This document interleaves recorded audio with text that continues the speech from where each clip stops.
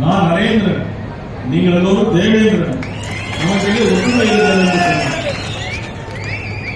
நான் திருநெல்வேலியிலே ஓட்டு கேட்கும்போது சொன்னேன், அவர் நரேந்திரன், நீங்கள் தேவேந்திரன், நான் நைனா நாகேந்திரன் அப்படின்னு. அவரே நல்ல ஓட்டு போட்டாங்க. 27,000 ஓட்டு நாங்கள் ஜெயிச்சோம். திண்டுக்கல்லானே கூட்டு. ஆனால் நாம் போட வேண்டிய கூட்டு இந்த திமுக ஆட்சிக்கு வைக்கக்கூடிய வேட்டு.